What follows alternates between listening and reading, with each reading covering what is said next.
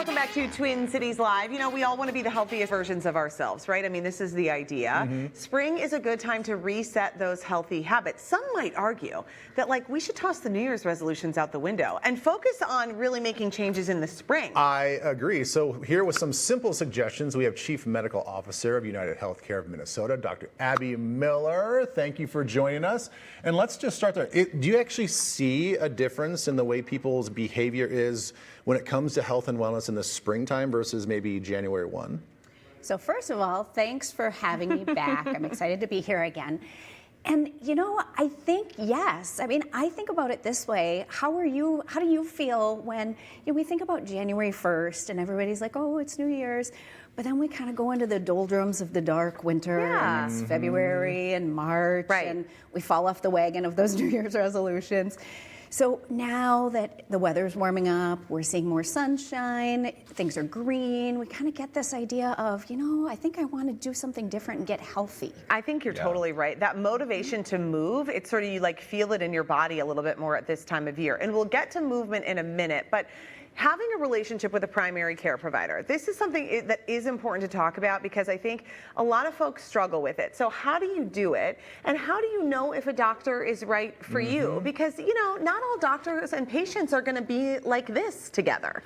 So those are fantastic questions and such a great point. So yes, it is incredibly important for everyone to have a primary care physician. I kind of talk about that person as being sort of the quarterback of your healthcare team. Sorry for the football reference. I love it. Ben loves it. I love it. But really what that person is that person is somebody that you can check in with. One, checking in when you're healthy, yes, is absolutely important. Making sure that you're staying on the right track. It's a great time to talk about anything.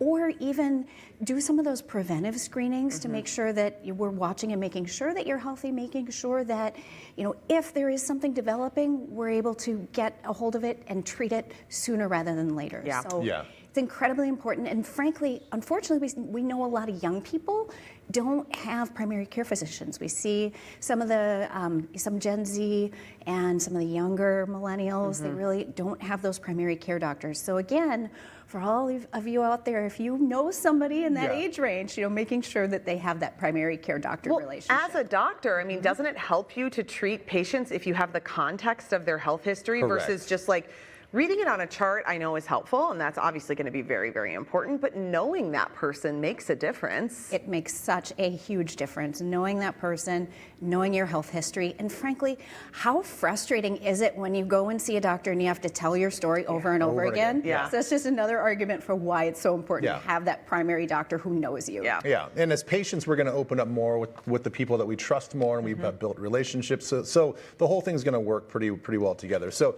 let's get into some of the tangible things that we can start thinking about doing. And one of the things you talk about is much easier to do in the springtime than it is on January 1. And you're saying just get outside and start walking 15 to 30 minutes a day. Why is this so important? So walking is incredibly important for folks when we think about, you know, just moving your body and being healthy.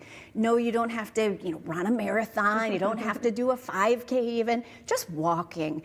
And walking can be really doable for people, even in small increments. So maybe it's 10 minutes here or there. Getting up and walking is going to do wonders for your health, keeping you moving. Another thing that a lot of people sometimes forget about is adding a little strength training to their workout regimen. Because a lot of us grew up in a time where it was like, okay, everybody, get on a cardio machine to just burn off everything that you ate. That's like a very bizarre way to look at movement and food. And the myth was, especially for women, is like, if I lift weights, I'm going to get bulky. And nobody wanted that. And that's not true. I mean, God forbid you have a little bit of strength. So when you're talking about strength training, where do you recommend people who have maybe never picked up weights at the gym, they just avoided that section, they go straight to the elliptical, where should we start? So I will say the weights in the gym or the weight machines can be incredibly intimidating. So what I tell people is body weight exercise, that definitely counts. So starting with yoga. starting with maybe a Pilates class, something along those lines is a great place to start, especially if you're intimidated by the weights. Okay. Which many of us are. Yeah, I mean, I'm telling you, just holding a pose using your own body weight Yeah. is way more challenging than people think. Push-ups, that's hard, Yeah. man. The one thing that I think everybody can improve on, maybe not Elizabeth over here because she's pretty good at it, but is not only getting the adequate amount of sleep every night consistently, but also tracking your sleep can help you kind of find those goals of sleep. I'm right? dialed in, Dr. Miller. She's dialed in. She's very I like very to get disciplined. an optimal sleep score every morning. Nice. So speaking of that, how many of us wear smartwatches that do track our sleep, but maybe we forget to pay attention to that? So yes, optimal sleep, getting enough sleep, getting good sleep is really important for just your overall health. It's going to help lower your stress level. It's going to help your immune system, all of the things. Okay, right? before we go, food is of course a big thing. You cannot talk about health without mentioning food. I like this though that you're thinking about focusing on feeding your body good nutrients, and maybe instead of this obsessive like I have to cut out all carbs, I have to cut out all sugar, really kind of focusing on what you're putting in instead of what you're taking out. Absolutely. So thinking about eating whole, unprocessed foods. Yeah. So whole grains, whole fruits, lean meats, all of the good things that are there, and trying to avoid the processed stuff, trying to avoid the, diet stuff, those sorts of things. And frankly, making it a lifestyle change toward just eating healthier is going to be something you can sustain and do in the long term, whereas going on a diet feels like a short-term solution. And it's cheaper. It's cheaper to eat that way. Yeah, it really It is. is not cheaper to eat everything out of a package. No. Really Yep, good, that's Dr. Miller. awesome. Always good to see you. Thanks for the advice. I'm going to start sending you my sleep scores. Just might get weird. She but will do that too. I will accept your cell phone number and I will send it to you regularly. Okay, you can find more health and wellness information on uhc.com. We posted a link on our Twin Cities Live website. I mean, I'll do it during work hours. I'm not going to like violate our boundaries and send it 3 to you all a.m. night. Yeah, it's probably not going to work out. I'm not. Okay.